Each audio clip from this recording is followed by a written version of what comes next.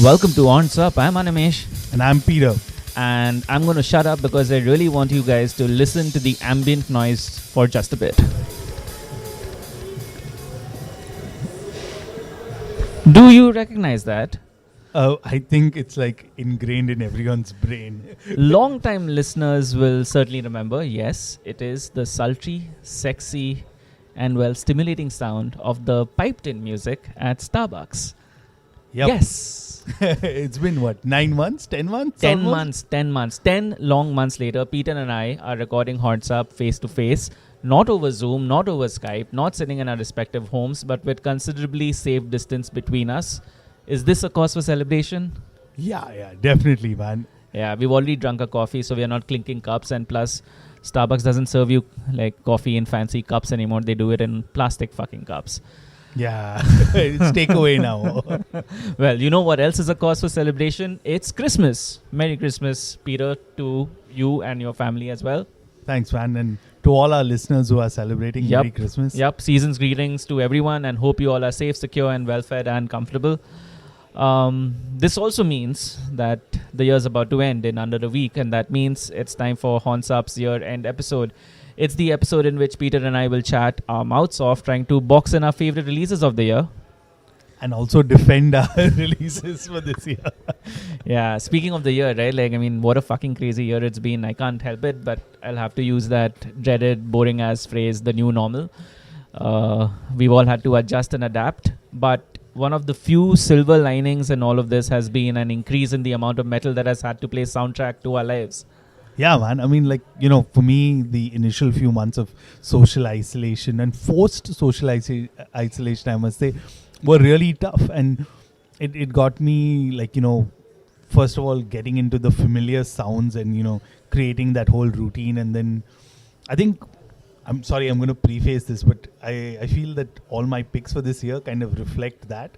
But to me, there have been only a couple of things that kept me sane through this entire. One has been a regular exercise routine, and the second is just listening to copious amounts of metal.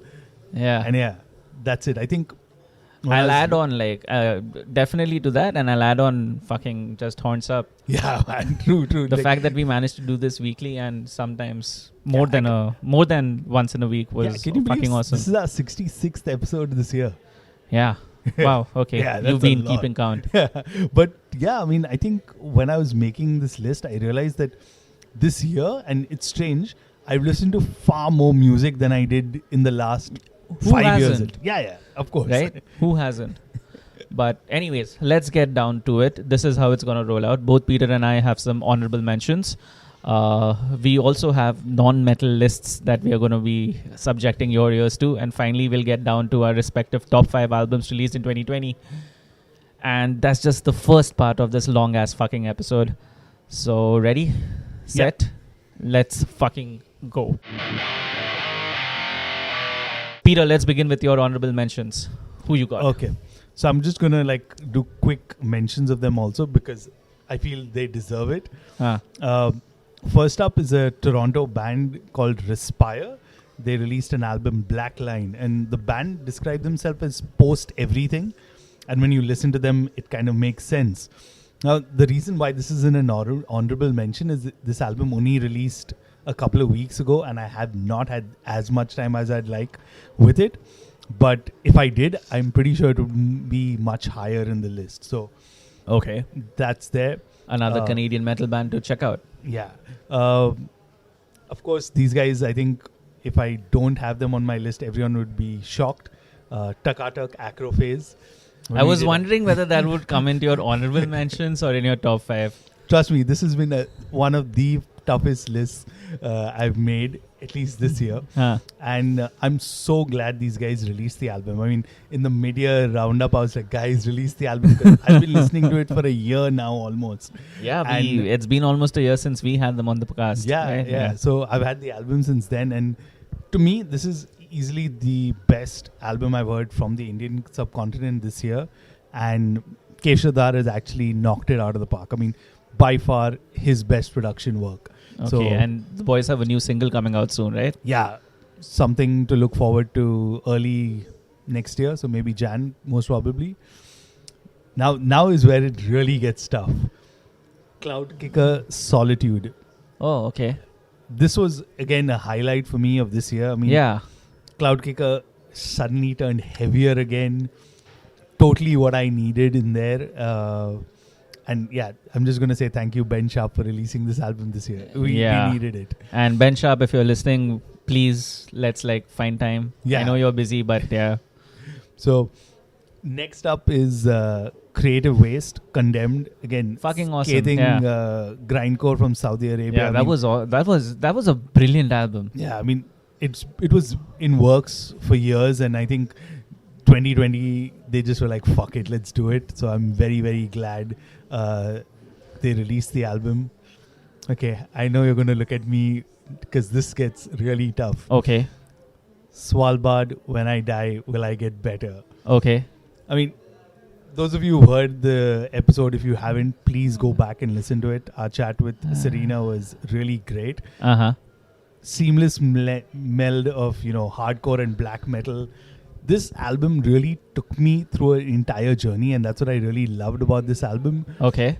The lyrics and the topics it's cover. I mean, this is like hard-hitting stuff, and I guess that's where I didn't listen to it that much because it was like in your face and too real at times. Okay. In there. All I'm going to say at this moment is, fuck, I'll have to talk about this later. Yeah, I'm not saying anything more. It gets tougher, Animesh. Okay. Ulcerate, Stare into Death and Be Still. Okay. This is... Wow, that's not on your top 5? Trust me. So this is extreme metal with like a menacing atmosphere for those who haven't heard this was album. like the soundtrack to the pandemic just hitting all of us, right? I mean, I've put it as, I don't think any other album has captured better the sound of the shit show that this year has been. And trust me, it was. Now I'm waiting for your reaction to this. Necrot Mortal. Oh, fuck. Really? Yeah. Okay, that's cool. That's cool. I So- actually have it in my honorable mentions too. Okay, cool. So we can riff on this for a second. But man, this basically took all my favorite elements of death metal and put it in an album. The low growls, the crunchy guitar riffs, which just are in there. Man, and that song, Asleep Forever, I can listen to that on repeat. Like that, just one song itself. And since you brought it up, I might as well just plug in my bit for it. I had it on my honorable mentions too. And to me, it's the death metal album of the year. For me, unfortunately, it was one of my death metal albums for the year. But cool. What a fucking release, man. And is that it? That's it. That's Trust me. It was hard. No, I completely understand where you're coming from on this, right? Because, so much of music to listen to. But here's the thing. Before I get into my H&Ms, you see what I did there? That was a bad fucking joke. What's weird is that though I heard a lot more music, it was pretty easy for me to pick out the top 10. Of course, we'd done half of the work when we'd recorded our Music on Our Mind episode in July, where we chronicled the best new music from 2020 that we'd heard till then. We need a better name for that episode. Yeah. But yeah, choosing the top 10 was pretty easy. But yeah, listening and listing out the top 5 from that was tougher. And after a lot of agonizing thought, I've decided that my H&Ms are the records that did not make it to my top 5, right? And I'm standing by that opinion. So while all my H&Ms are super excellent albums, I'll also take the bait and tell you why they didn't quite make the top 5. You've already mentioned Necrot's Mortal, and I've already said that. So yeah, it is the death metal album of the year for me because I love the heavy riffage. I absolutely smashingly love the production itself. This is how studio quality death metal should sound in today's day and age. That's it. So the other H&Ms from my list, let me start off with Butcher's 666 Goats Carry My Chariot, which released on Osmos Productions. Listeners would know, and you would know of my love for traditional heavy metal. Right, after all, I did pick Afterburner by Kryptos as my album of the year for 2019. And this year, because of all the time that we had, I've spent a lot of ear space on that genre. I mean, one of my most watched YouTube channels is this lovely channel called NWOBHTM Yeah. albums, Yeah, right? yeah. And the guy like releases or uploads like one new album almost every day in this genre, and it's fantastic. There's some fucking awesome music coming out. But 666 Goats Carry My Chariot is an album that I discovered just recently, even though it's been out since January 2020. And I must say this was the best iteration of traditional heavy metal because it's balls out speed with a guitar attack that encourages you to, just keep driving with your foot flattening the accelerator pedal, and that's something we haven't really done a lot of in 2020. Next up is a fucking fabulous album by Girish and the Chronicles. Oh. It's called Rock the Highway. Yeah. Yeah, we can debate whether it's metal or not, but to me it's metal. So that was why. I mean, I saved some space for that, but okay, go ahead. Yeah. So this is like released on Lion's Pride Music. If you haven't heard our interview with Girish, please do so. He's probably the hottest act from India in the global metal world this year, right? The album itself is fucking killer. I still think it sounds leagues better and truer, if truer can be applied to glam metal, right, than Girish's other band with Chris Adler on drums, right? Firstborn, whatever. But here's the thing, right? It's with 13 songs, it's over an hour long, and Rock the Highway can get just a bit too long to keep spinning it end to end, which is why, it's an honorable mention. I'm going to save my thoughts on that album. Cool, sure. We will discuss it. Moving on to finish Funeral Doom with Convocation's Ashes Coalesce. Released in July, this was an album that enveloped me in its bleak and dark blanket. But once I was in the blanket, it ended up giving me warmth and inspiration and hope. So that's something that all of us could use a lot of in 2020. And finally in my H&Ms is Ohms by Deftones. Oh. Yeah, right? I'll be honest, we discussed this a lot. It failed to excite me on first listen. I thought it lacked the characteristic warmth of a Deftones album, and I still think that it's not their best album by a long shot. And that's because I finally realized that the songs just don't seem to gel together as an album. I feel that Ohms itself is better heard as a collection of singles rather than an album, because the songs themselves heard in isolation from one another absolutely slay. I don't know, out of all of them, 6 or 7, the riffs, the ideas, the way the song structures have been placed, etc., they are fucking earworms. But it's not an album. It's like, hey, we are the Deftones and we made these many new songs, and here's an album that just chronicles all these songs together. So yeah, that's it. So these were my 5. I think you're good. You've given me a new way to listen to that album now. Yeah, right. I mean, singles, exactly, because it's very weird. That's one of the albums in which I broke my rule of listening to an album, and I keep listening to the singles. So yeah, those were our honorable mentions, and some of those names honestly are on top pick lists by list makers across the world. I purposely didn't read most of the list just not to be swayed. But coming to the non-metal picks. Okay, so I'm going to go first because you mentioned Girish and the Chronicles. I mean, the reason why I didn't have it as metal, because I still find it like that, 80s rock sound. And but hey man, if GNR is metal, then this is metal. Fair enough. I mean, I use the time I give it a space somewhere else. But for me, what was really cool was that, as you go through, you mentioned, right, it's a long album. Towards the latter part of the album, you have these longer progressive songs. Yeah. Like Identity Crisis and all. Yeah. And if you heard our interview with Girish, he kind of talks about that and there's sound and exploring that sound. So I really wonder if that's what their future material is going to be like. I'd definitely sign up. I fucking hope so, man. I'm fully pumped for GATC. Honestly, Girish, what a fucking voice. But yeah, dude, I don't know what's holding you back in Firstborn, man. I don't know, honestly. I wish. Yeah. Maybe it's because it's not Girish's Firstborn. So next up then is someone you shouldn't be surprised.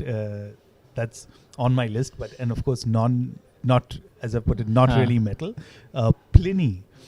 Okay. Impulsive voices. Yeah. Now, the strange part is this guitar prodigy from down under who we happen to meet and talk to. Yeah. You know, this is his darkest release, and I've been following his career for a while. Huh. And it's such a huge step ahead of what he's released so far with the EPs and all of that. Huh. And a special mention to the track Pan, which has a saxophone in it, but is completely unlike anything I've heard. And like just the way it is, to me, it seemed like not a metal album, but I totally loved it, man. Okay, cool. Next up is, again, I think these have been familiar listens for me, and they are from the subcontinent. So, The Earth Below, Nothing Works, Volume 2, Hymns for Useless Gods. Yep. Solo project Heard of that. Deepak Raghu from Shepherd. For me, this was my soundtrack during my dark times of, melancholy of sorts. Huh. And for those of you who've been following him, this is like he's gone ahead from his singer-songwriter days, bolder sound, bigger sound. So I really enjoyed this album. This is going to come as a bit of surprise to you. There's a band called Bayan from Pakistan. They released an album called Suno. And this took me back to the time in the mid 2000s you had these pop rock bands popping all over from Pakistan. These guys are exactly that. Like they've taken that sound now, the catchiness, all of that. So kind of like. So are they more strings or are they more jal? Jal. Okay. Yeah. Oh, fuck. Yeah. And finally, this is the second time this guitarist is getting mentioned at least. So this is the other band of Zain Pirzada from Takatak is Karakoram. They put out an EP called Ibtida. And again, this is so different from like anything else. And this is reminding me of the time where, in the mid 2000s, I'm coming back where we were like, how does Pakistan release so much better rock music than India? Yeah. Because you don't have all of this. And this is being done in Urdu, right? But this is a band definitely to check out. I know they're working on their album. So yeah, keep an eye out for them. I think they're going to be... Fuck, Peter, you're like, you should be our ambassador to Pakistan, huh? Something like that. And I'm going to leave it there. Okay, cool. So on my non-metal list, I've got 5 albums. I'll begin with Hamilton, an American musical by Lin-Manuel Miranda. Yeah, you can fucking contest and say that the album's been out since 2015, but the movie was only released in 2020, and that's how I got to know of it. Huge shout out to Karen. Thank you for introducing me to it, even though I sulked my way through the very first watch. But man, those fucking songs are fucking awesome, man. Awesome. Next is an album that I discovered recently. Again, it's by this band called Dool. Dool, yeah. It's you remember The Devil's Blood? Yeah. So they split up or something, and now the female lead singer, this is her new band. They put out a fucking amazing album called Summerland. It's like perfect. Like honestly, if this was metal, it might have been album of the year. Okay. Really good stuff. Next is an album which, again, I don't know. We can probably debate if it's metal or not, but Ascension of the Watchers, Apocrypha, right, featuring Burton C. Bell. Again, fucking awesome music. Yeah. I'm not a Fear Factory fan. This was the first album by Burton C. Bell that I've actually heard in entirety. And yes, it was in preparation for our interview with him. But I think like after that is when I started listening to Fear Factory, and I remember telling you that, holy shit, why does he have this very weird voice in Fear Factory? It doesn't suit him at all. Yeah. Whatever. Next on my non-metal list album is... I think that's the only reason why I made up a non-metal list this year. You know the album I'm talking about. It's fucking Poppy's I Disappear. But wait, it's nominated for a Grammy under the metal category. Yeah, but this is not the Grammys. This is fucking Horns Up. So, yeah, it's... as much as I want it to be metal, and as much as I advocate for like stupid shit in metal, and by stupid I mean like, out there stuff like baby metal, etc. Poppy is in metal. everybody knows it, right? She is in metal. She's taken that metal sound and done some fabulous things to it. And I truly hope, like, like how probably Linkin Park turned a lot of kids into metalheads. Maybe Poppy will end up doing the same for a lot more people. And yeah, she's fucking awesome. This is a fucking awesome record. And obviously, yeah, like full on, what do you say, patting my own back and patting our own backs. My non-metal, like, release of the year has to be the Riot Peddler Strength in Numbers. Oh yeah, what a fucking awesome EP, man. Thank you for releasing that finally. Exactly, right? It's been almost a year. Go check it out. We'll be celebrating the 1 year anniversary of it on 26 Jan next year. Yeah, we'll probably finally have our merch out by then too, for everyone to like buy whatever. Yeah, we are lazy like that, but yeah, that's a fucking awesome EP. Everyone should hear it. Awesome. Wow. Okay, so now that we've got all that kind of all those bands listed out and all those things like put away on the side, are you ready to do this, Peter? Are you ready to like? I've rolled up my sleeves. You've rolled up your sleeves. Yeah. So have I. So what? We are doing rank lists, right? Yep. Awesome. So we'll both begin with number 5s. Yeah, you want to go first? Should I? Let's do it together. Come on. Let's do it together? Yeah. Okay, chalo. On the count of 3 are number 5s. Okay. 1, 2, 3. Elephant Tree Habits. Oh Holy fuck! This is awesome. Wow. We actually high-fived each other. Yeah, no. And yeah, please, guys. This hasn't been scripted. Yeah, I wish. This hasn't been scripted. And I think you guys can feel that because honestly, we wouldn't have had that holy fuck kind of a reaction. Wow. Yeah. Wow. Okay, I'm super thrilled. Yeah, dude. I mean, I think this album is exactly what I was talking about at the start of the year. And because I know you're going to go so much more in detail, I'm just going to take everyone to the moment where I heard the album. I mean, for me, it's, those meditative riffs, the doomy vocals. So I would basically, every evening during the initial part of the lockdown, take a walk and I'd be listening to that album. And it just like take me into that trance where I'm just walking. And this is like desolate areas where there's nobody at all, not a person on the street. Yeah. And I think I've listened to this album the most this year. Yeah? Hands down. Fucking awesome. Yeah. Habits. So like, just to give you a couple of factoids, Habits is the 3rd album by English band Elephant Tree. And to all those who say it's not metal, well, fuck you. Yeah. Dude, this is like proper doomy. Yeah, it's sludgy, it's psychedelic, it's droney, it's lush, it's fucking heavy, man. And yes, like it did for you, it's kept me company for a long time in 2022. We had the pleasure of talking to founding member Jack Townsley, and that chat itself made me appreciate this album a lot more because it features some fantastic emotional songs, and all those songs just truly resonated and made me feel better about what was happening in the world. Yeah, man. I mean, like, especially that opening track, Sales, the first track on there. After that lovely intro, of course. Yeah. I mean, you just listen to that and you're like, wow. Like, it just takes you into a complete separate space. So awesome. Yay. Let's see if we manage to keep this up, right? Okay. But we won't because, it's Animation Peter. Yeah, it's Animation Peter. And Okay, let's do it. So it's number 4. Yeah, let's do it. Coming up on number 4. 3, 2, 1. Svalbard, when I die, will I get better? I knew this was coming. Yeah. That's why I didn't talk about it too much. Oh, Chetta by Chapang. Now that's a fucking out there release too. Dude, I mean, I'm going to go first on this. Yeah, please, go ahead. The first time I heard this album, and of course, this, in a way, I must put full disclosure, Kshitij Mohan is a good friend of mine. And he'd been like sending me clips and all of that. So I knew that they're going to do something crazy.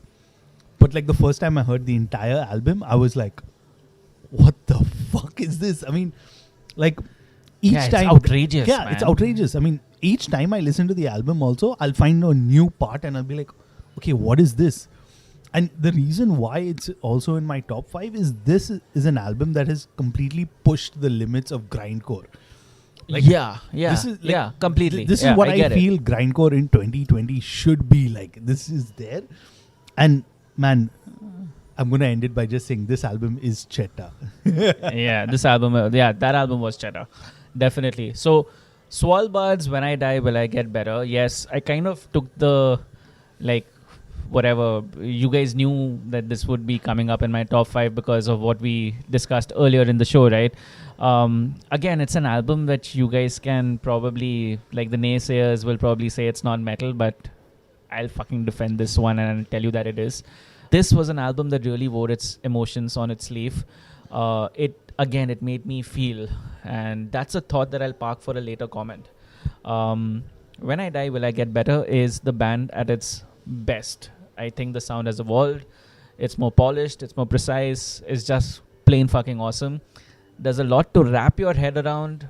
Plenty of choruses to get your body moshing, which we've all done individually in our own homes. And special shout out to that one fucking song, man. Clickbait is yeah. That chorus. Oh fuck. Dude, I think that way we can make our own like mixtape of like songs that got us through 2020. Yeah, I think we should. Yeah, and this is one of Why those not? tracks. Yeah, this is definitely one of those tracks. Yeah. Cool. Okay. So that was number 4. Okay. Let's move on to number 3. At the count of 3 once again. Ready? Okay. 1, 2, 3. The Spirit Ocean. Adrift. Oh. Enlightened in Eternity. The Ocean. Yeah, man. Phanerozoic.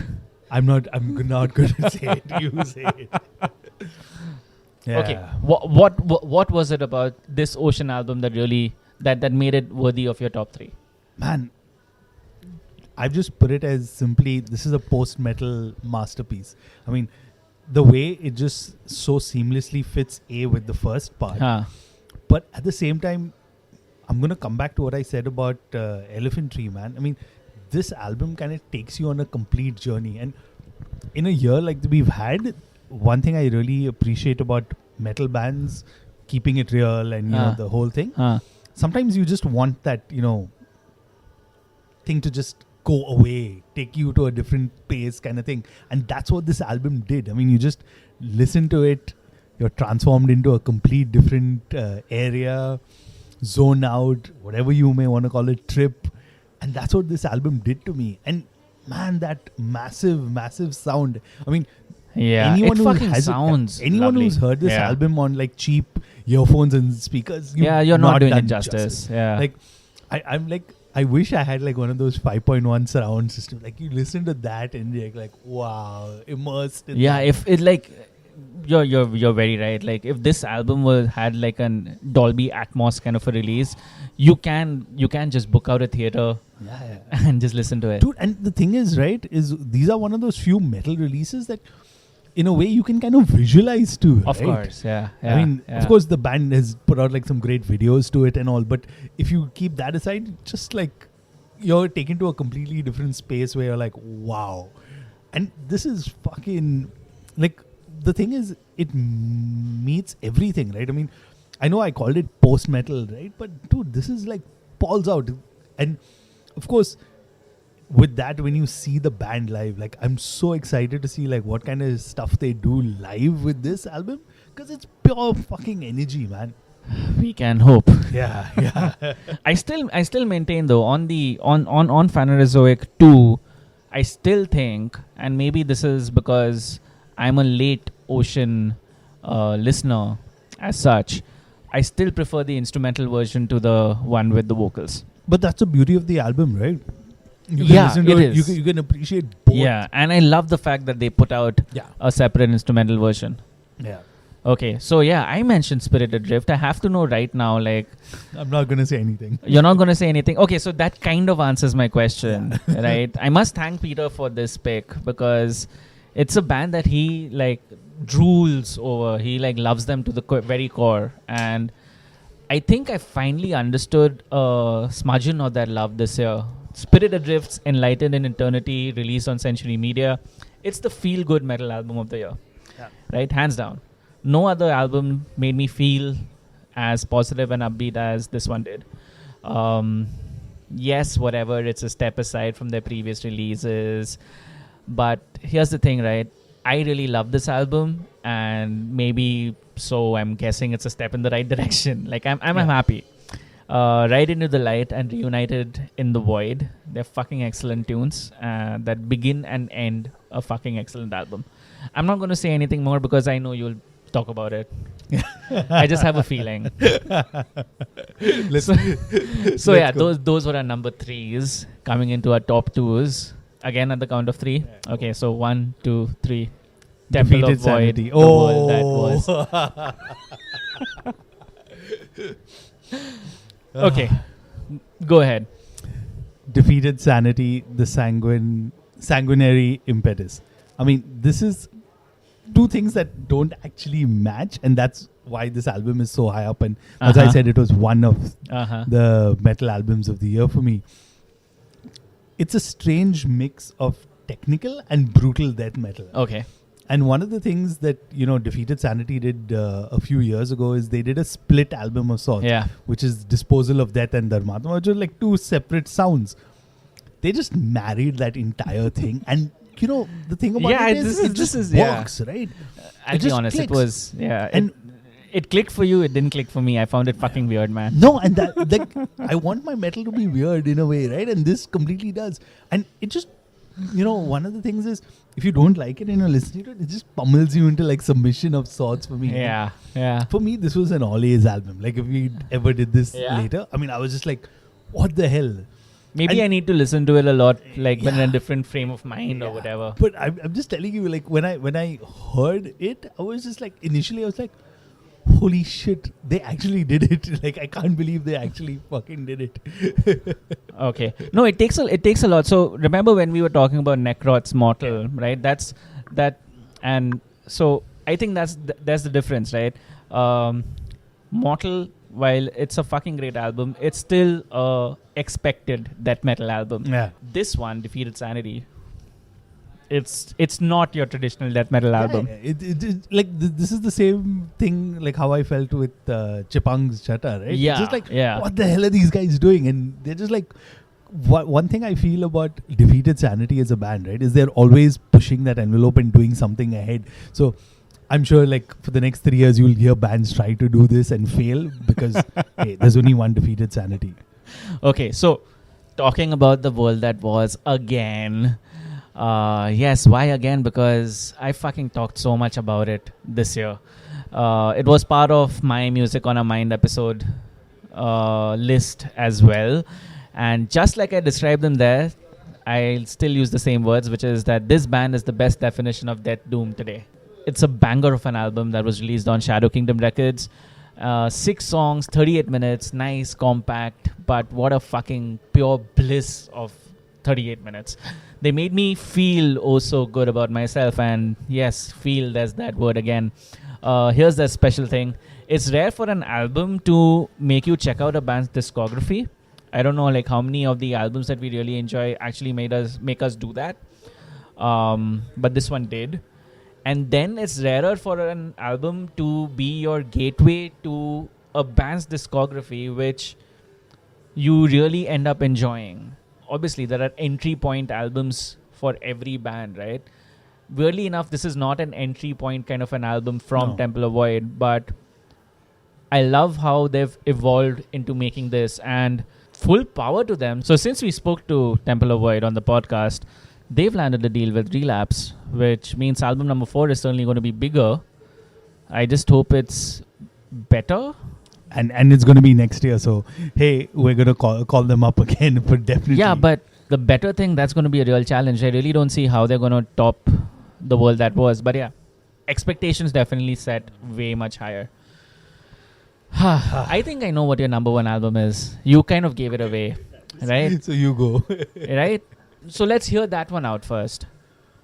Tell me why Spirit Adrift's Enlightened in Eternity, Peter, is your number 1 album of 2020. No surprise. And to my surprise, I mean, second year in a row, it's Spirit Adrift. I mean, last year I had my reasons for it, and this year it's for completely the opposite reasons. I mean, Okay. this album was the one album, just like you said, that to be honest, just gave me hope.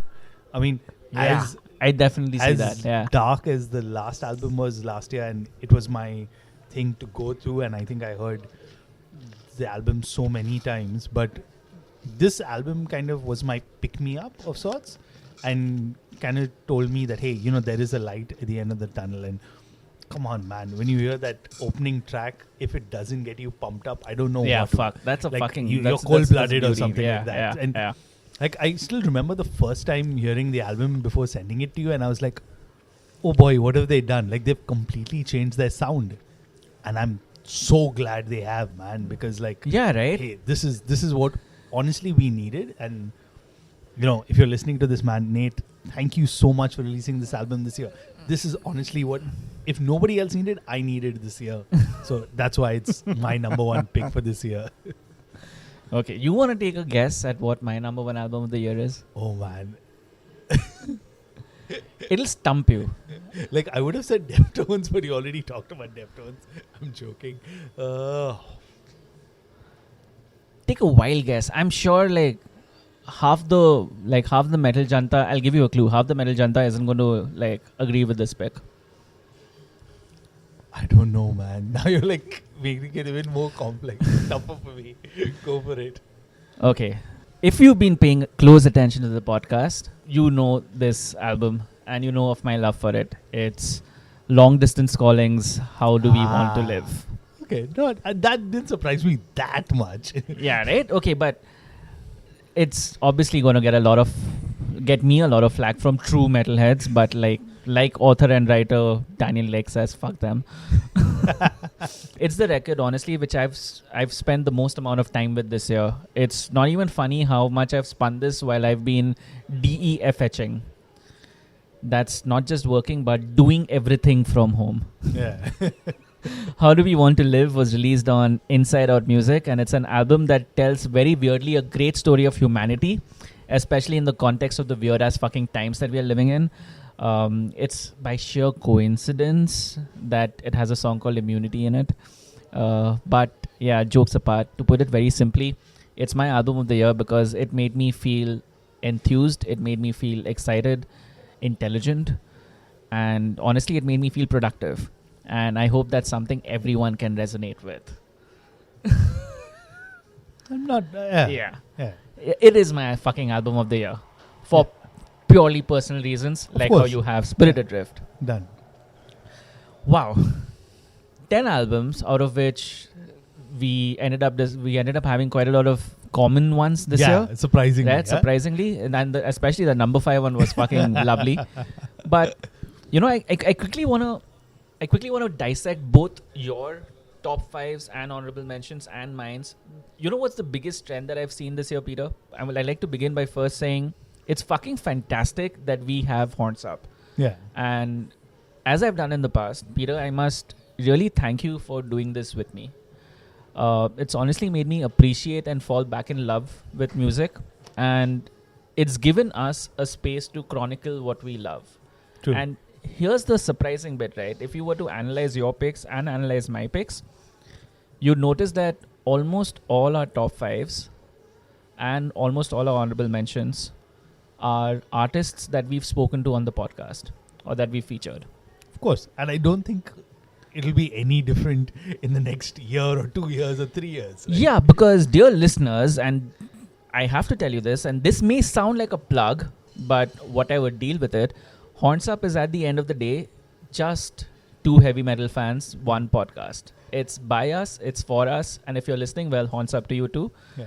Much respect to all of you, but to you, Peter, much love.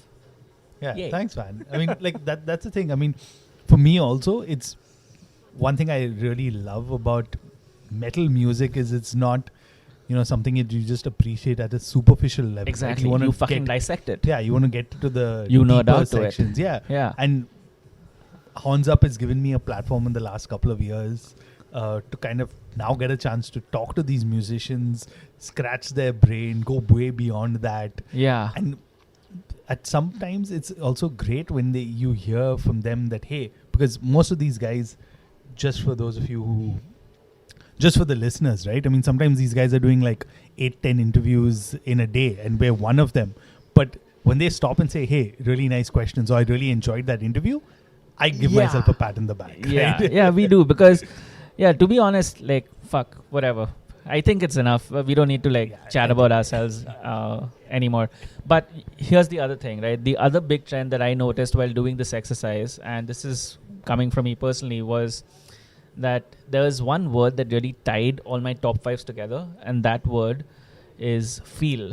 Um, in this day and age where we are surrounded by so much media, right, and how easy all of it is to access, and given the year and all the extra time we've had in our hands to explore all of this media, it's very rare to find something that truly makes you sit back and just feel, Yeah. right, to connect. And that's why I think doing this exercise of the top tens or the honorable mentions was so much easier for me, because it honestly was just a handful of records that did that. And I just had to hear my heart. And as cheesy as that sounds, but I found all the answers I was looking for in an instant. Yeah. I don't know if that was the same case for you. For me, making the longer list was easy. Longer list was fucking easy. Getting down to those 5 were like, oh boy. Yeah, exactly. Cutting down to the top 5 was and here's was the the thing, tough right? part. Is if we have the same discussion in like mid-Jan, it probably might shift in order, at least in tens for me. Yeah. I don't know. No, but this is the weird thing, right? Like, our top albums, I don't think they're going to change. Top 5, I don't think. Yeah. Yeah. Like, or even the number 1, I don't think that's going to change. I think I'm going to be listening to Spirit Adrift till they put out the new album. So am I. Fucking love that album. Yeah. I still fucking listen to Cryptos. Yeah. Yeah, even I do, dude. Yeah, and long distance calling. Fuck. Yeah. Thank you guys. Yeah. Thank you guys. Okay, cool. So we've already spoken for a long time now, but we're hardly done on the podcast. We are going to go home. We are going to log back into... Thank you, Starbucks. We are going to go home. We are going to log back into Zoom, because joining us in a bit is a friend of the podcast, Deepak Gopalakrishnan, aka Chuck. And well, Chuck's on because he's one of the few people we know who's really spent a lot of time watching live streams. Yeah. That's the other big trend for 2020, right? Yeah.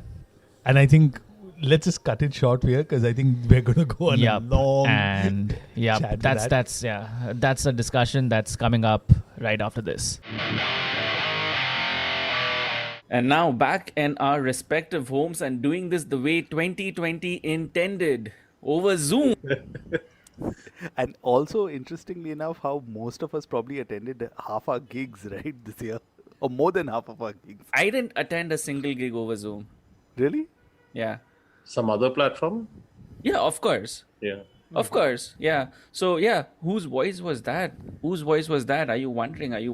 That voice, ladies and gentlemen, was the voice of Deepak Gopalakrishnan, aka friend of the podcast, Chuck. Hello. Hey, man, Chuck, thanks for joining us again this year. My absolute pleasure. And this time, all I had to do was switch on webcam. I didn't need to come down. That sounds so wrong.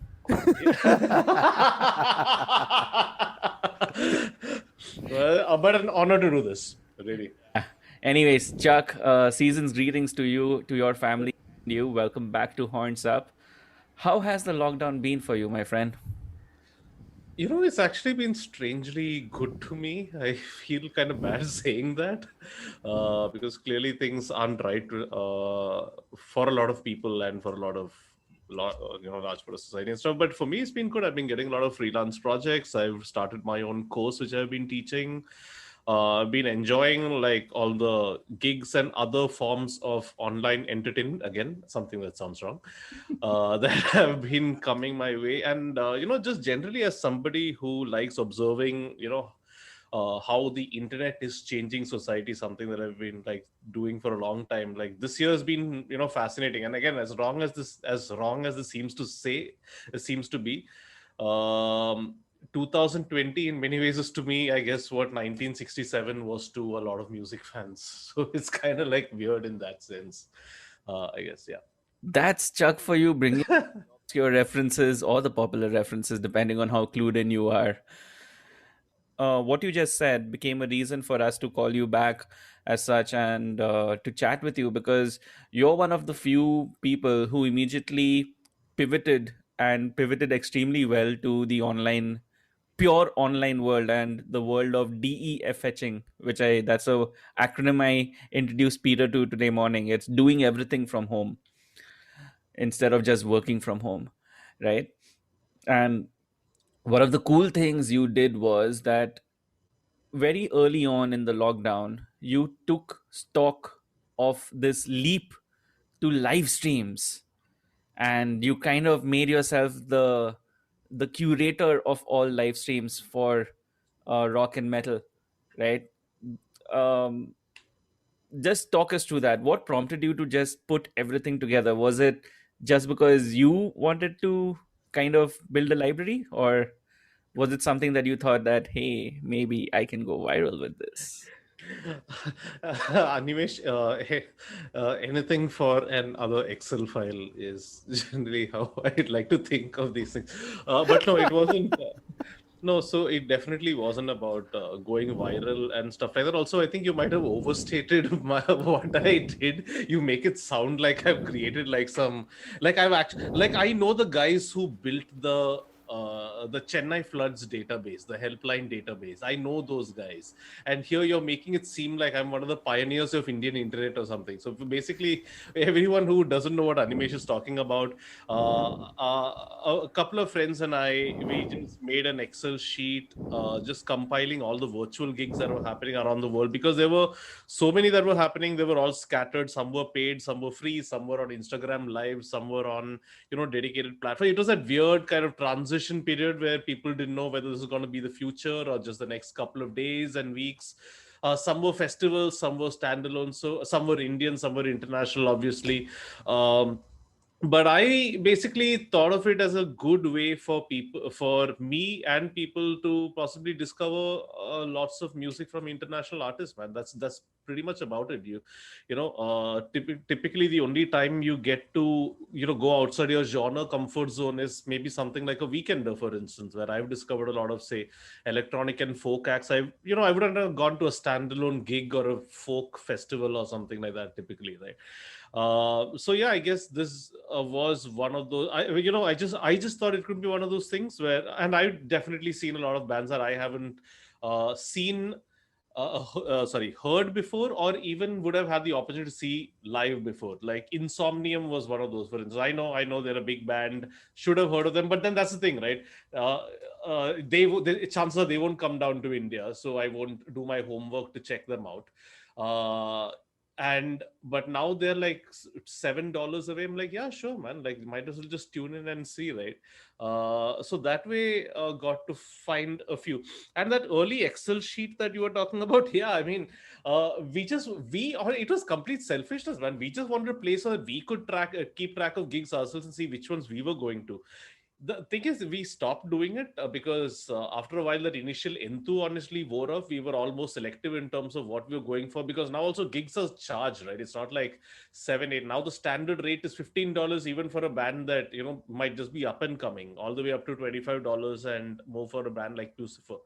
And suddenly, like, what used to be a $1,500 indulgence before, now it's like, hey, holy shit, this stuff is adding up, man. Like, take 5 gigs a year, and that's like, wow, that's a lot of money. So there were a lot of other people with more credibility doing it. There's Loudwire, for instance, and yeah, I guess a combination of all these things. We knew at some point, at least I knew at some point, yeah, I mean, this could be a thing, right? What if we actually make like the world's first virtual concert review site? All these thoughts have crossed my mind. They're like, no, man, this is too much effort, too lazy. I always look at it with the filter of, will Peter come to this site? At some point, like, he will, yeah, but he'll do out of friendship, Then you start, in your head, you start a bit, okay, Peter will come, this guy will come, this guy. Oh, how about this guy? No, then okay, he's gonna reach only. So screw it, man. I'm glad you brought up this point earlier up. I mean, I think for me at least, this is going to be a recurring theme for the rest of this episode. But I feel that that initial void that everyone felt about attending live gigs, everyone kind of rushed doing, whether it was the artist, whether it was the audience, everyone was online. And then I think both of you would also have noticed that somewhere in the middle, at least for us here in India, because our lockdown went much longer, but by the time it was like August, September, fatigue set in, right? Yeah. I mean, at some point, I know at least Animesh is not on Instagram, but Chuck, I'm sure you noticed at any given point, if you went on Instagram, there were like 3 or 4 accounts Yeah. always live. Yeah. How much are you gonna check out? And at the end of the day, especially when it comes to like our Indian artists, right? How many times are you gonna catch the same artist? I mean, it's like it's a case of like, do you want to watch Zero more than once a year? Yeah. Yeah, and also it was the same kind of music, like that whole turning your webcam on. Again, we need to find a better phrase for that. Let's just say going online instead of doing all these metaphors. So this going online training and as in like training the screen on yourself and doing the whole acoustic guitar thing, it gets monotonous after a while. You need that, like an entire band setup, or even the, I don't know, like electronic sounds landscape setup or whatever. Like it started to get monotonous, I guess, after a while. And it still is to some extent. Like there are lots of flaws. I can see the reason why people might not want to give live streams a second shot, for instance, because a lot of them, to be fair, especially the earlier ones, were just a band awkwardly performing into a camera. That's pretty much it. Like the music was great, and like the early Insomnium gigs were like that. The band would nail the song, obviously, and arguably better sound than we would ever have had at a gig. But then after the songs over, and then suddenly, like, and in their awkward accents, they would be like, usually we have a crowd that's screaming to us at this time, but right now we're just hoping that there are people out there who are actually enjoying the music that we do. And like, oh man, you just demetalled yourself. Like, wow, you like shifted stages at Weekender through that statement. And I think it was just that. I think it was just and also, how many of these will you attend, right? A combination of cost, too many of them happening, not much differentiation, as marketers would say. The whole thing felt like a stopgap. It just felt like, okay, we're just doing this temporarily. And it wasn't helped by the fact, I think there are many gigs were actually pre-recorded, which I think killed the thing. I think it killed trust in the system, if I may.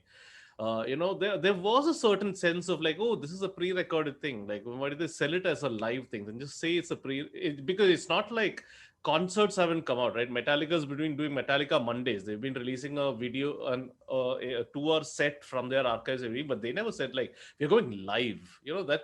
Like Weekender, I think a lot of people, I think that's the first time I saw it happening at scale, because till then it was just like us 30 metal guys who really care about this shit. But then, when you say, oh, Lucky Ali is not performing live. Wait, is Goa in a different time zone because the sky is black where we are and is blue where he is?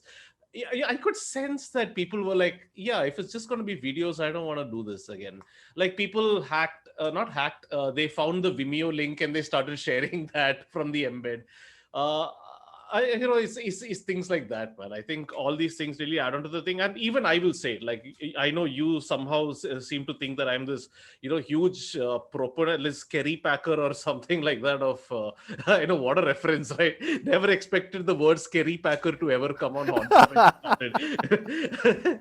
No, but the thing is, even I felt it, man. Even I'm like, do I want to see another, even if it's a big band, like even if it's genuinely a big band, do I want to see them doing the same thing again? Like if Leprous were to play tomorrow, I don't think I would, because I've seen them twice. They're not going to change anything up. No, there's not going to be anything special about it. I think the difference will come in when there is some audience interaction happening, audience artist interaction happening.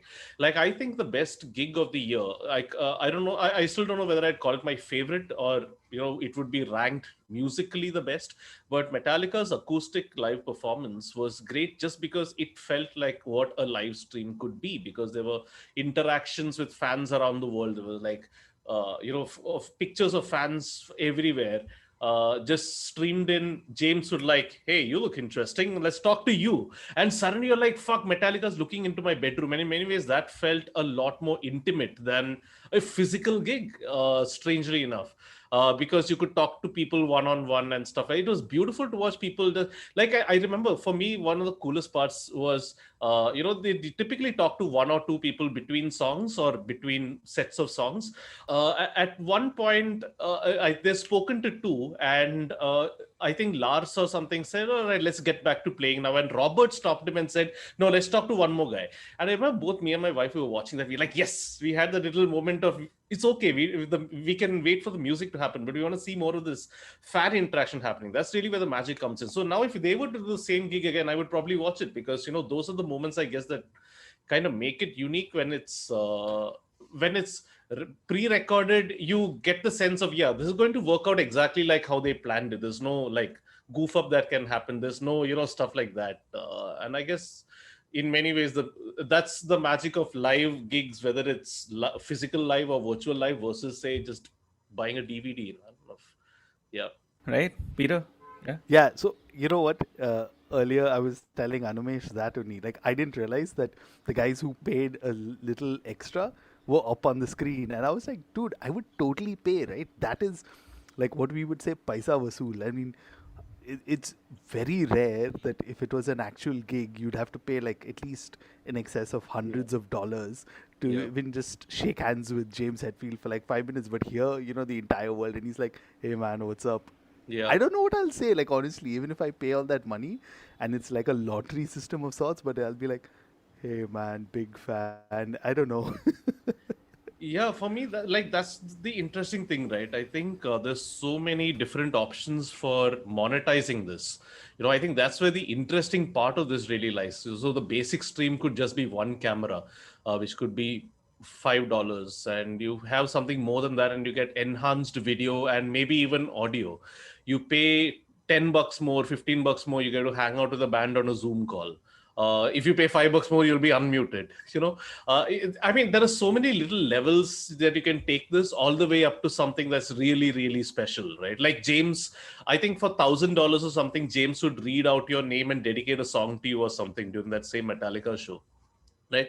And I think that's interesting, man. Like for example, what if and I try to draw an analogy with sports broadcasting, right? Like if it was just two cameras on the stadium without changing at all, that would be boring, right? Who would want to watch that? But then you add the commentary and you add the on-screen stats, and suddenly now that becomes a digital experience, or like a broadcast experience, and you get two totally different things. There are people who'd want to go to a stadium and experience discomfort and inconvenience, but to get that, oh, I was there moment, right? And I see the same kind of thing happening over here. There could be a physical and a virtual thing, and people who pay more in the virtual thing, they get tiers. I'd even think that there might even be a free tier which is supported by advertising, for example. That might even bring it to even more people. If you think about it, we really don't pay for the cricket or sports that we consume on TV, at least, right? So yeah, I think there's a lot of scope for stuff like this. The thing is, so here's the interesting thing, okay? If the industry, I think, is confused right now as to whether it wants to invest in all this, because all this sounds super expensive, because it looks like gigs are kind of ish coming back. Like every day I see like Opeth is now touring Europe, and Iron Maiden's touring South America, and like everybody has plans to get out on the road again. I have no idea whether that's going to happen again. I think some of these, especially these festivals, are being extremely optimistic when they're saying we're going to be back in like June 2021. I think it's very, very optimistic that they're doing that. I think Bangalore Open Air did a smart thing by pushing it till December 2021. Very smart of them, I think. But yeah, that's the thing, man. I genuinely don't know whether the industry. Everything that I said, I'm sure everyone's thought of, right? All these guys are pretty smart. They've spent enough time over there. It's not like musicians are, they're like they're also thinking of how to make money and stuff like that. But I don't know whether they think whether it's worth it to invest in building dedicated jam rooms only for live streaming, like Skillbox has done, for example, or whether bands want to do invest in, I guess, more equipment or something like that for a setup, or Island City Studio renting out their studio, or whatever the case may be. I think that's we don't know how long this thing is going to go on for. So there's that should like chicken egg situation as always. But I think it will evolve. I am optimistic that even when things are back to when we can go out and mosh again, that some element of live stream will continue to happen. Like I can very much imagine a Peter saying to me like in 2023, saying like like like Taka Taka back for their 8th tour of antisocial. Now that our rather our politicians are friends again or something. Like, are you coming? No, man. I caught them last week when they played at whatever. I'm just going to catch the live stream this time. So, like, I can imagine you being in the pit over there and me watching from home or something. So, imagine a hybrid scenario like this happening sometime. A lot of what you said makes absolute complete sense. And yes, those are the questions. Those were the talking points as such that we were going to try and get views on. But since this is the year end show, and since we are just trying to kind of chronicle our best experiences through this entire episode, I wanted to just quickly go around the room and ask how many, beginning with you, Chuck, how many physical gigs did you attend this year, BC, before COVID? 6. 6. Lovely. Okay. After COVID, have you stepped out? No, I haven't. So the gigs that I attended, the last one was United We Groove at Habitat. So which would make Punk on Toast the last band that I have physically seen. So I really hope that, I mean, I love, I'm not a big punk fan and Kali's a very good friend. But I hope live gigs come back in some way or the other. Because then that would mean that Punk on Toast would, it's not a bad scene actually that they were, but I think both Kali and I would feel very sheepish about that. Mahindra Blues Fest I attended before that. So there were a lot of good gigs that were there before, and I genuinely thought we would start the year on a very awesome note. I remember, I think it was you, Peter. We were at Monuments together, if you remember. Monuments and Celestial Teapot at Antisocial. Very strange but effective combination. And we both looked at each other and we felt that that gig was going to be this year's Ocean. We still talk about how the 2019 Habitat Ocean gig was, and we both felt like, fuck, this Monument gigs is like turning out to be that way. Well, it was, but it's just because there were no other gigs. After the whole live thing, no, man, I haven't attended any live physical gigs at all. Although I attended about 20-ish live once online, I guess. Okay, that's cool. Peter, what about you? So I don't have count, and actually, thanks to you, Animesh, for correcting me. I thought my last gig before COVID was Monuments, the one that at Antisocial that Chuck was talking about. But actually, it was Control All Delete. I think that was the last time I stepped out for a gig, and that seems all the way in like early Feb. And if I knew that that was the last like gig I would attend, I think I would have been drinking more beeras than the dope coffee over there. But yeah, I mean, it seems really strange. And of course, I have to give a plug to Riot Peddlers because they launched their EP there. So that was good. I got my Riot Peddlers gig for the year.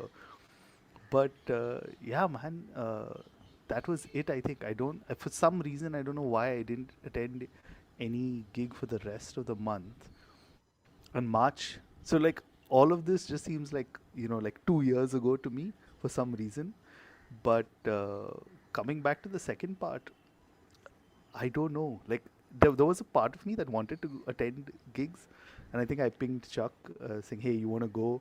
And I can't remember, but I'm pretty sure I messaged you, Animesh. But the closer the dates came to like the actual gig, like my enthusiasm kept like tanking more and more, and I was like, yeah, man, not worth it.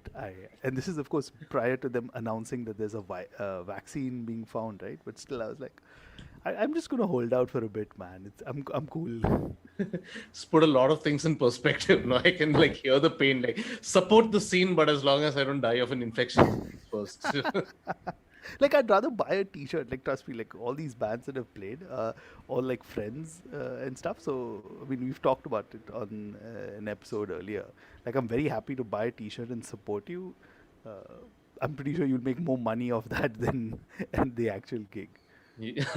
No, fair enough. And I think that's the thing, right? I think this is an opportunity for bands to think about, yeah, sucks that they can't perform and we can't pay and support them that way, but there are other ways of doing things also. So consider that. I guess this is a moment in, like, Animesh. I'm pretty sure you've seen this, but there's this there's this hilarious tweet. Corporate scenario, who brought about the digital transformation in your organization? Answer one, the chief CEO. Answer two, CTO. Answer three, CFO. And answer four, COVID-19.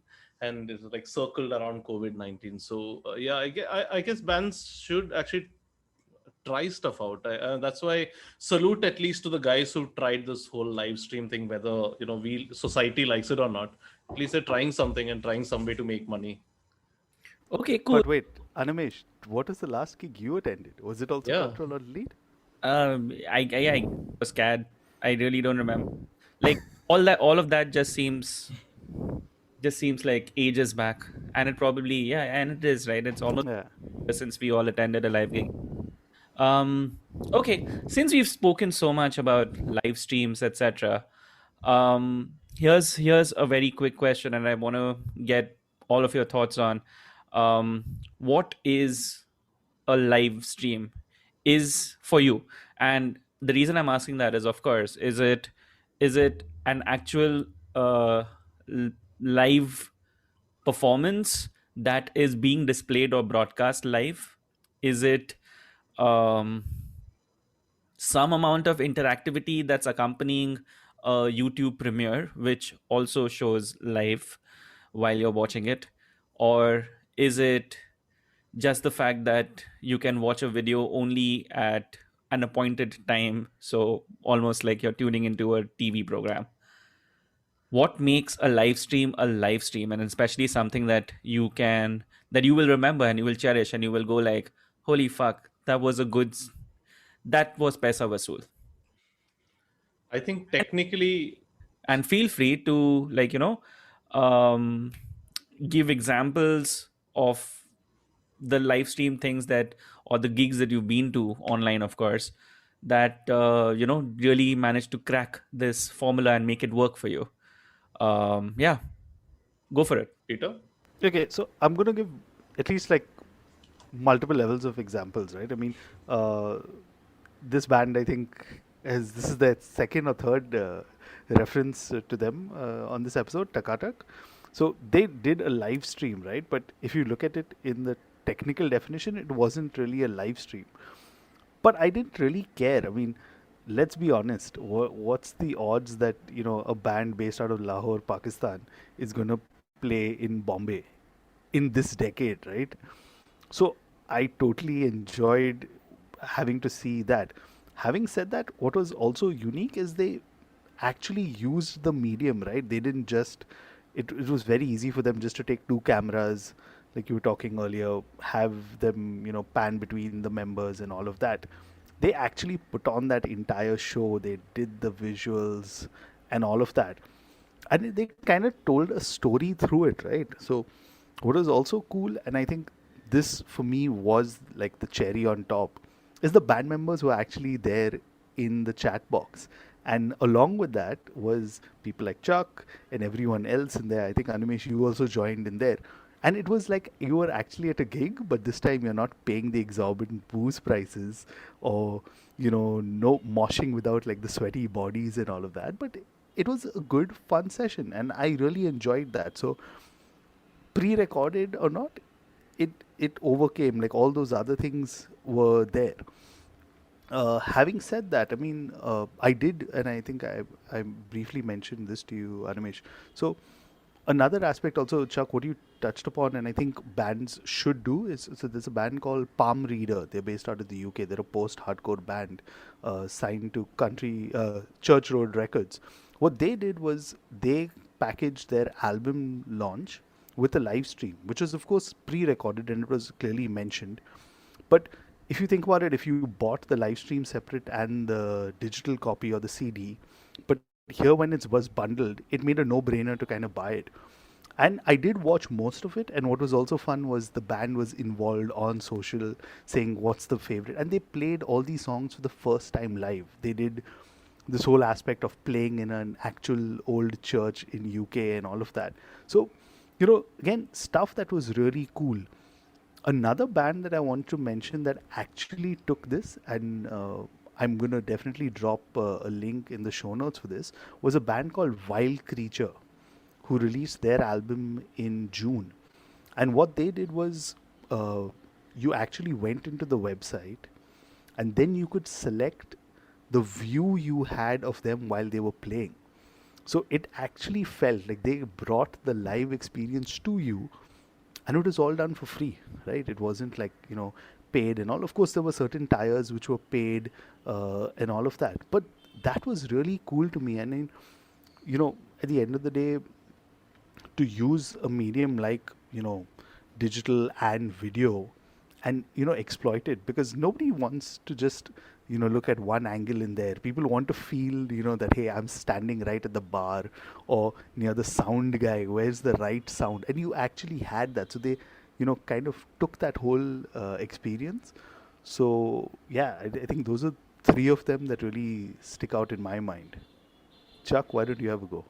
Yeah, beautifully said, man. I didn't know these examples that you gave. I kind of like want to check them out now, especially more from a a reference perspective rather than for the musical perspective. But yeah, so a couple of things that you said completely agree on. I think the minimum that a live, just to answer Animesh's question, the minimum that it should be is.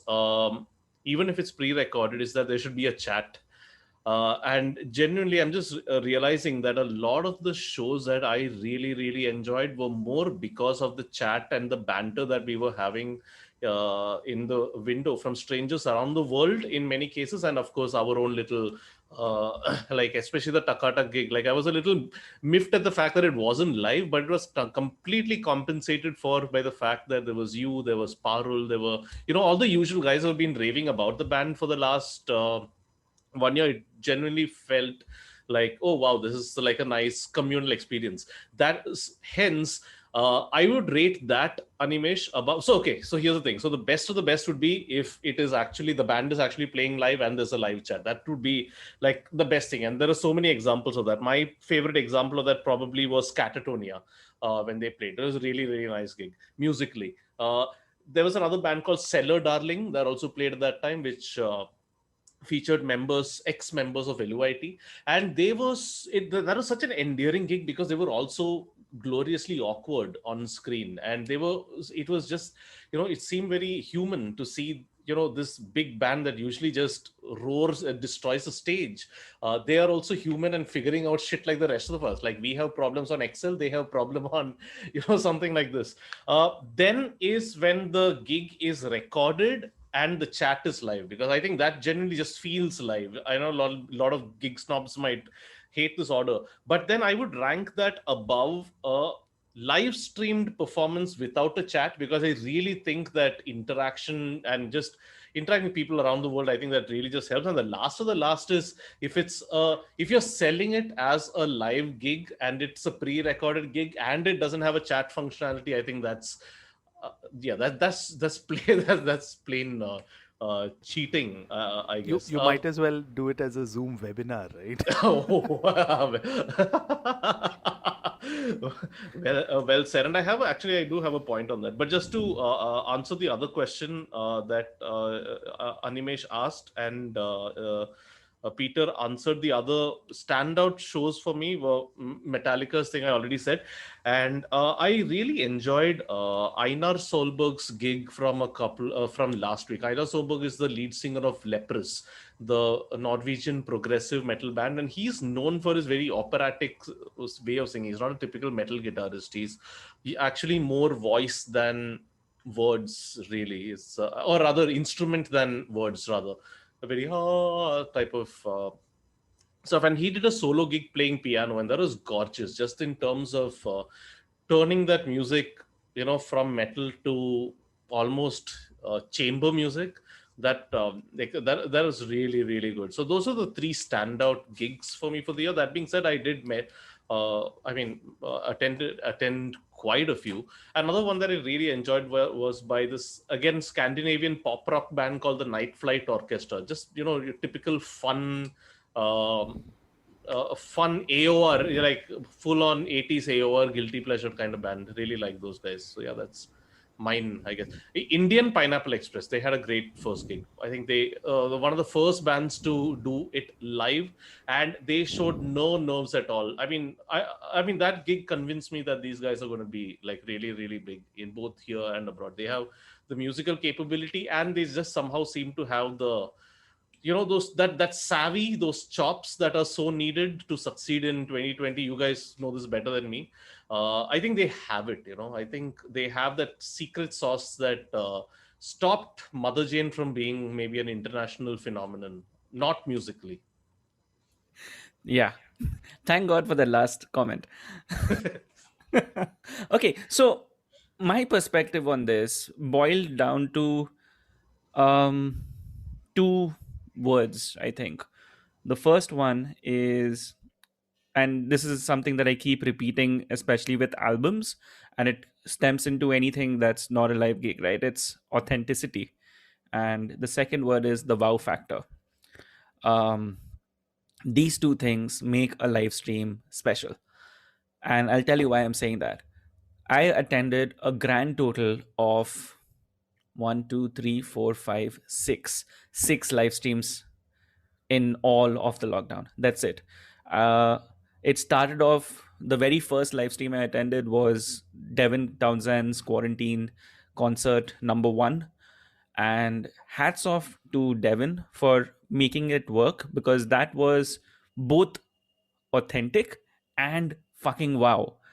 Because having been to a Devin Townsend physical gig and looking at the kind of pain he goes through to set up that, and what he did beautifully was, he's so transparent when he really wants to be, and especially when he's figuring things out, and he himself led through like, okay, I'm trying to make this happen, I don't know how it will happen, but this is what I'm doing.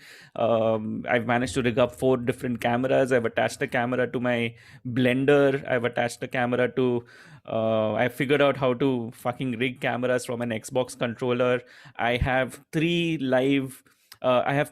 like sound boxes that are helping me run this entire gig, and I also have to monitor the stream and try and check if that's crashing, not crashing, etc., etc. All of that led to fucking absolute, like, oh my god, this is actually happening, he's managing to do it, right? So once that and what also happens is, because I like, production is something that is a direct interest for me, I end up trying to figure out how all of this could have been achieved, right? And once we figure that out, honestly, the sky's the limit. So I think that very first quarantine session, that kind of just sealed the deal, right? You didn't, that became the highlight of what live performance or what live streams could be. Of course, before that, you had people like Code Orange, you had who did fantastic pre-recorded sets, which performing to cameras. And if you are performing to cameras, then you better might as well bring in as much visual aesthetic as you possibly can and make that your wow factor. Billie Eilish's live gig, her live stream, in which she so 2 non-metal live streams I saw only because I wanted to check out the production quality and what was possible. Very early on into the lockdown world over,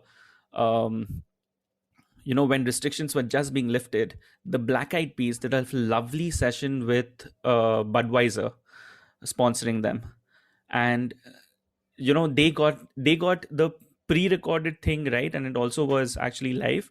But the very fact that nobody thought of doing it with a nice LED stage where there are visuals to keep you visually interested in what's going on. Otherwise, you can just fucking play the album on and listen to it, right? Why do you need to watch something live unless you are like a really huge fan of the band? We've been doing it since eons, ever since DVDs became a thing. Forget DVDs, ever since VHS became a thing, right? it's all been done before. So yeah, that wow factor is what I'm really talking about. I fully attest with you, Deepak, on the Metallica gig. I thought that was by far the best rendition of what a live gig should be. And it's curious that Metallica is the one to pull that off, right? Um, but no, I'll tell you why it's curious. Um, Metallica as a band, I think they are one of the only ones to actually put their mouths where their thoughts are, because they genuinely get digital, and they have the money to actually back up what they want to do. We've seen it in their concert. We've seen it in the concert settings, etc. We've seen it in all the innovations they try to do with Through the Never, etc. We've seen it with their repeated attempts at doing it for the fans, right? And I think that's a reason why Metallica is so big, because they genuinely do attempt to give back to the fans. And that live set was phenomenal. Phenomenal. I couldn't believe that it took, like, why couldn't any of the previous gigs have done that, right?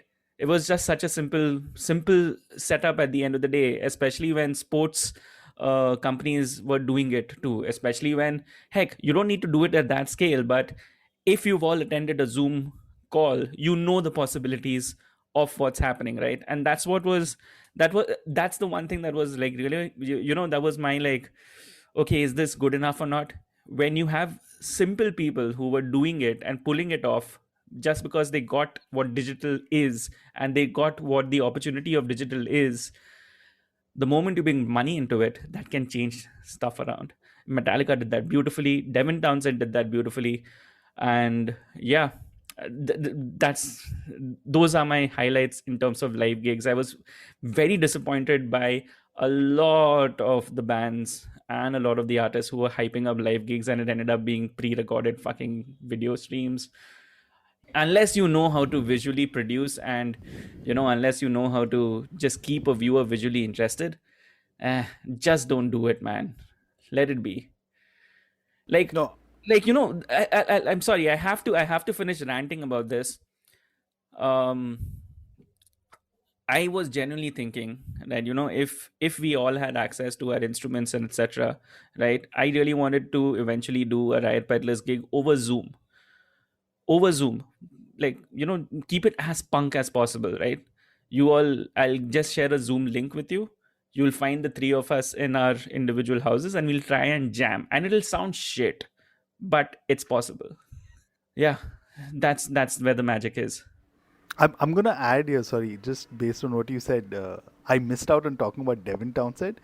I think he's been the guy who like has freaking been the savior, and I don't know like if there's a year-end episode that we can do it horns up and not mention Devin Townsend.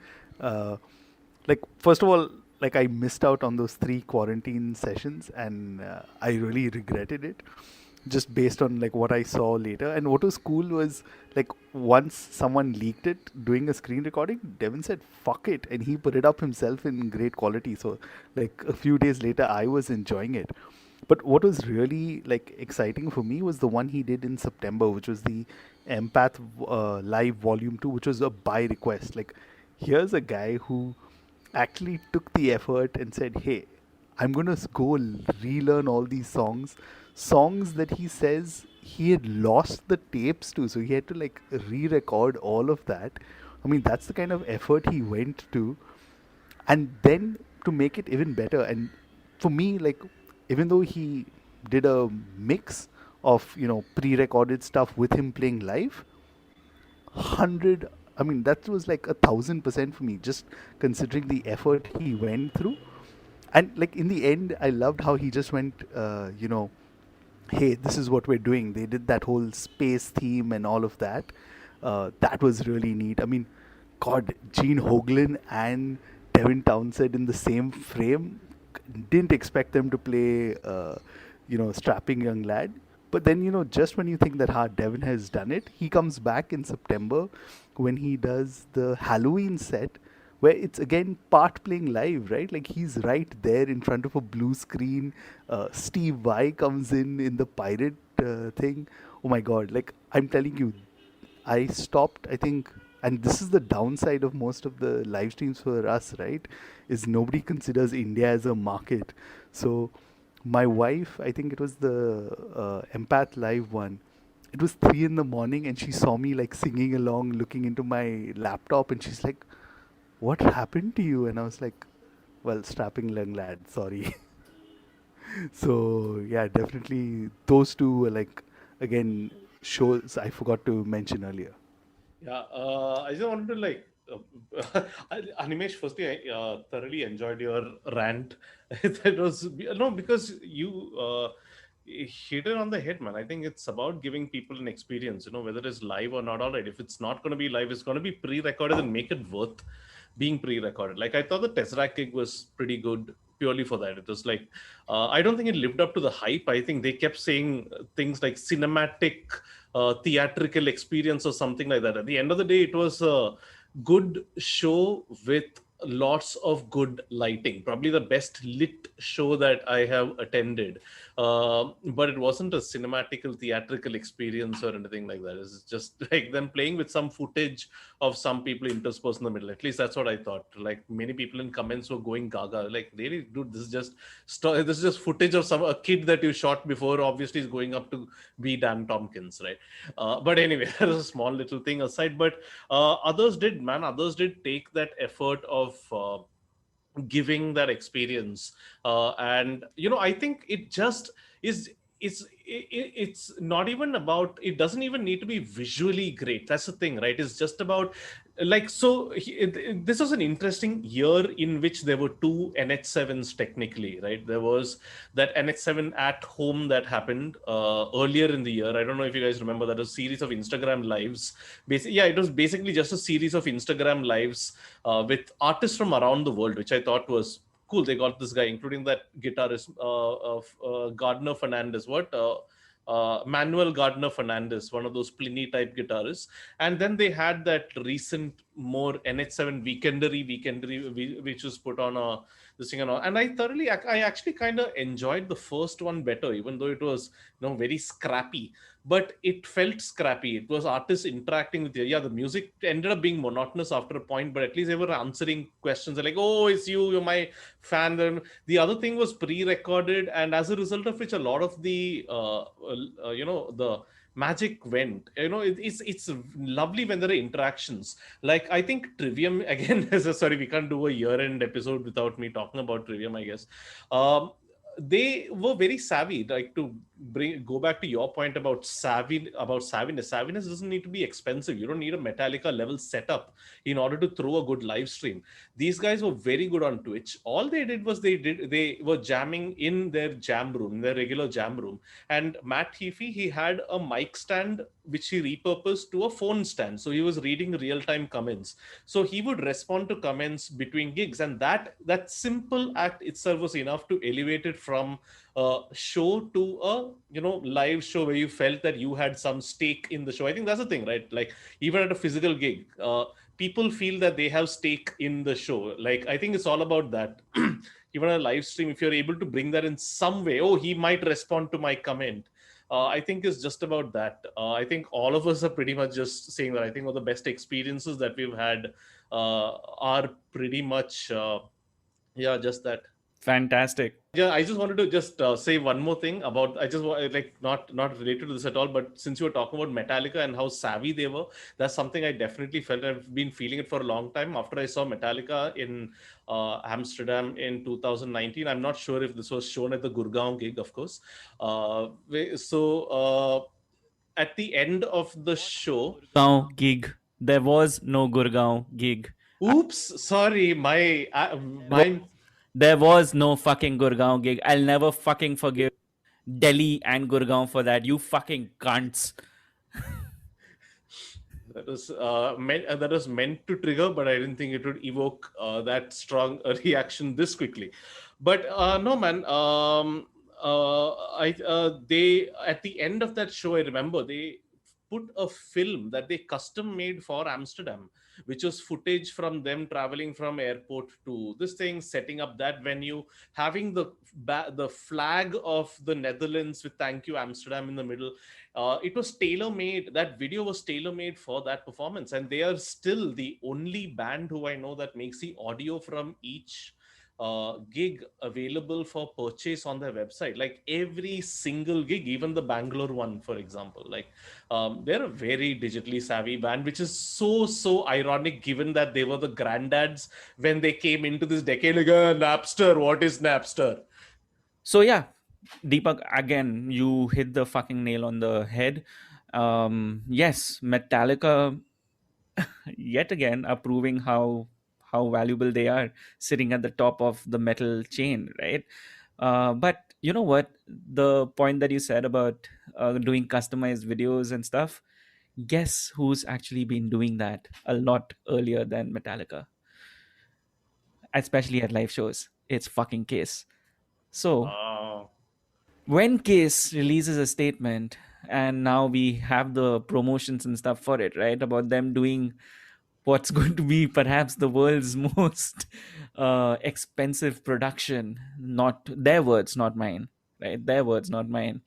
And doing a live show on New Year's Eve, where the live stream is the most inanely priced thing I've ever seen in my life, and it's so fucking Kiss to do it, where your opening tier itself is a hefty $40 with only one replay, and that too, which is time restricted.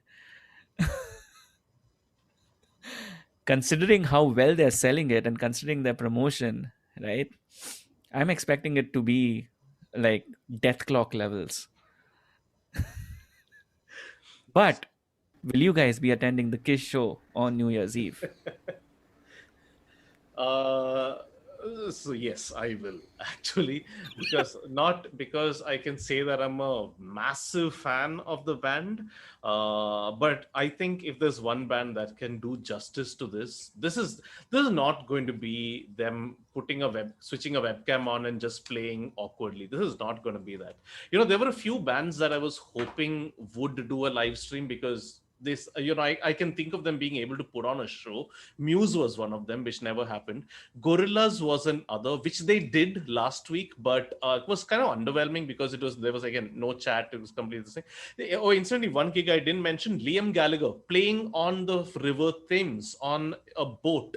That was like crazy. But yeah, Kiss, I thought, man, these guys can pull it off. And I saw the price, Animesh, I must say, like, holy shit, do I really want to spend that much amount of money to see Kiss? But then I remembered, and you guys will remember this because I spoke about this last year, when I saw them play at Grass Pop. Again, a band that I did not expect. I was like laughing. Why is Kiss like ending Grass Pop, for example? Why are they like the final act? But they had the crowd eating out of their hands, man. And these were guys like I remember, and there was this time when Kiss was doing this, like this free, this what you just play whatever you want, that kind of thing, with the video visuals changing and everything, and it ended with the drummer just pointing his stick into the camera at that exact second. So they choreographed even that. So I have no doubts that these guys are going to put on a show worth remembering. It works out beautifully for us in India because it starts at 11:30. So we'll be watching Kiss into 12. What a way to start 2021, I guess.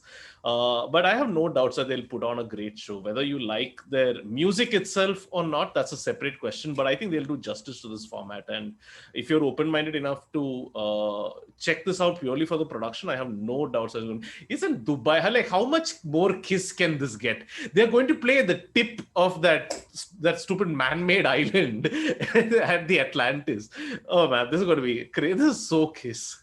Like, Exactly. It's so Kiss, right? Oh yeah.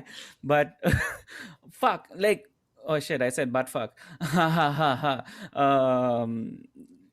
Yeah, you absolutely encapsulated why anybody should be attending that show. And yeah, I don't know why we're plugging it so much, but here's the thing, right? The fact that it's digital also means that I'm pretty sure by the time the set is over, there will be 1,000 YouTube mirrors which will be live. And honestly, I'm a bit on the fence because it's New Year's Eve, guys. We potentially may have more important stuff to do on New Year's Eve than watch a Kiss show. And yeah, but then again, I'm still in two minds about it. The only reason I'm in two minds about it is because I know it's going to be a fucking spectacle. I know it. Like I can yeah, it's Kiss. It has to be a fucking visual spectacle. I'm going to make a prediction. I think they are going to be aware of different time zones. And I think at 12 India time, somehow they may say it out or it might be on screen or something like that. But I think they're going to be aware of that as well and do something about that. I guess, yeah, maybe it'll be linked to how many people from the regions have bought their tickets, right? Because that again would be a very Kiss thing to do. Well, honestly, I have it on my Santa wish list of sorts. So, anyone listening want to gift it to me, please feel free. My wife, if you're listening.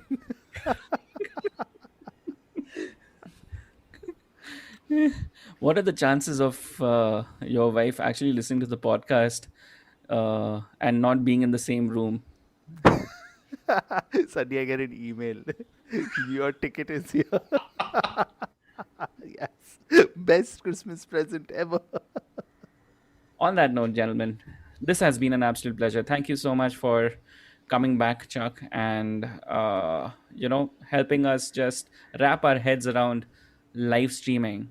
And yes, we don't know how it's going to pan out in 2021, but live streams are here to stay, especially if a band like Under Oath can pull off that kind of revenue. That's fucking impressive, right? That's like a monumental fucking amount. But That's a case study in itself, man. yeah, exactly. Definitely. It is a case study, but at the end of it, I think it just comes back to how much of an effort are you trying to get? Are you trying to make it for the fan itself, so that the fan who ultimately just wants to, either see a fucking show or just come to you and pay you that money so that he or she can put all his worries behind and, just be lost in your world for 2 to 3 hours. If you can make it special for that fan, you have got yourself a fucking model that you can keep replicating.